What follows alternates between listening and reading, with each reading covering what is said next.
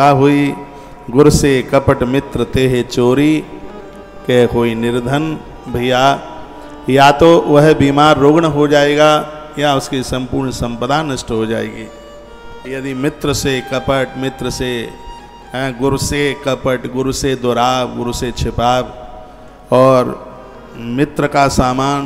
बच्चों सुन लो ध्यान से, बड़ी सुंदर बात हमारे मनीषियों ने, आचार्यों ने कही है। गुरु से कपट, मित्र ते चोरी। माँ सरस्वती उनको श्राप दे देती है जो अपने मित्रों के वस्त्र चुराते हैं, उनकी किताबें चुराते हैं, उनका सामान चुराते हैं। स्पष्ट वो तो वर्णन है।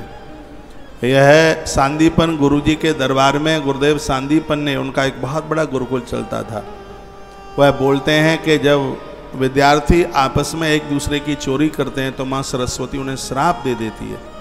वो भटक जाते हैं, उनके पास में कुछ भी नहीं बचता, कुछ रहता ही नहीं उनके पास। उनकी बुद्धि, उनका विवेक सब लुप्त हो जाता है। इसलिए अच्छे बच्चों को चाहिए कि चोरी जैसी भावना जीवन में कभी पनप करके ना आए, जीवन में कभी आवे नहीं। गुरु थे कपट, भूल करके भी पीछे से भी कई भी गुरुदेव की, गुरुजनों की निंदा, उनकी बुराई, उनकी आलोचना ना तो करें और ना सुने। और उस माहौल में बड़ा आनंद होता है। 150 शिष्य गुरुदेव के होते हैं और उनके बीच में आज भी मैं अपने विद्यार्थी काल को याद करता हूँ तो सच तो यही है, जो आनंद उस समय था वो आनंद आज के समय नहीं है। पूरा समय दिन काम करने में निकलता था, रात्रि पढ़ने में, भोर में 3 बजे से जाग करके 4:30 बजे तक 1.5 घंटा पढ़ना, फिर थोड़ा झाड़ू लगाना, फिर उसके बाद अपना स्नान ध्यान जो भी कुछ है वो सब। लेकिन उस समय तो भी आज से ज़्यादा आनंद था। और ये बात मैंने पहले भी दोहराई है, पहले भी कही है और इस बात को मैं आज एक बार फिर कह रहा हूँ। गौ माता का दरबार है, मुंह से कभी झूठ शब्द निकल नहीं सकता। ये आदमी ऐसा है जिसने जीवन में कभी किसी का 1 रुपया नहीं खाया, किसी का भाग नहीं खाया और जीवन में कभी चोरी नहीं की। इस बात के ऊपर मैं गर्व रखता हूँ। चाहे मेरा विद्यार्थी काल रहा हो और या विद्यार्थी काल से उठ करके यहाँ तक पहुँचना हुआ हो, जीवन में कभी भी 1 टके के भी जिंदगी में कभी चोरी नहीं करी। अरे चोरी करना, उसको चोरी करने की भावना ही मन में नहीं आई बिल्कुल। आप कहें तो मैं ऐसी जगह रहा हूँ जहाँ के महाराज जी 20-20 लाख रुपए का बैग एक विश्वास के ऊपर ऐसे ला करके पकड़ा देते। हमारे लिए तो उस बैग में सांप, बिच्छू और कांतर। पूज्य हमें ईश्वर पुरी जी महाराज जगन्नाथ घाट मंदिर वृंदावन परिक्रमा मार्ग में, और उनका इतना बड़ा आशीर्वाद मिला है। वो कहते थे बेटा तुम वहाँ पहुँचोगे जिसकी कल्पना तुम कर भी नहीं पाओगे, तुम्हारी ईमानदारी को प्रकृति प्रणाम करेगी। वो मुझे बोलते, उनके जो कहे हुए शब्द मेरे लिए बिल्कुल वरदान बन गए हैं। मैं उन्हें कभी भुला नहीं पाता हूँ और इसके लिए मैं अपने ऊपर गर्व करता हूँ।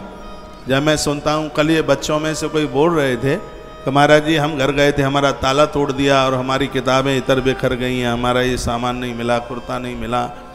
तो मुझे बड़ा अच्छा आश्चर्य सा हो रहा था, मुझे तकलीफ तो हो ही रही थी और मुझे अचंभा भी लग रहा था। मैंने कहा एक हम लोग भी रहे, हम इसी वृंदावन में पढ़े, जो हमारी शिक्षा भूमि रही उसको आज हमने अपनी कर्म भूमि बना दिया।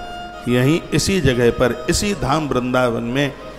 क्या मैं उस समय को कितना, मैं इसमें मैं कोई अपना बखान नहीं कर रहा हूँ, लेकिन आज के माहौल को देख करके आश्चर्य लगता है।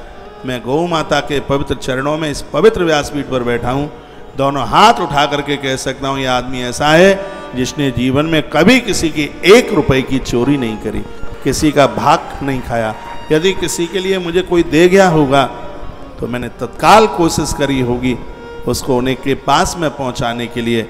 और मुझे लगता है कि मुझे अपने इस गुण के ऊपर अभिमान तो नहीं है, लेकिन स्वाभिमान जरूर है और उसका फल मुझे मिल रहा है, उसका परिणाम मुझे मिल रहा है। यहाँ पर कोई माँ बैठी थी बहन, और वो मुझे आज ही बोलती है, वो कहते हैं मेरा बेटा बहुत बड़ी कंपनी में जॉब कर रहा है महाराज जी। वो अपने मित्रों से कहता है यदि कभी ईमान देखना हो तो हमारे साथ तुलसीवना आश्रम चलना। मेरा मन गदगद हो गया, छाती मेरी फूल गई। ये शब्द सुन करके, अब पता नहीं वो मेरी बहन यहाँ है कि नहीं। तो आज ही की बात है, सुबह दीक्षा का कार्यक्रम चल रहा था, मन गदगद हो गया, मन खुश हो गया। सब काम ईमान से होते हैं, तो बेईमानी, चोरी चपाटी, इन सब चीज़ों की जरूरत क्या है? यह है संस्कार जब हम लेकर के चलते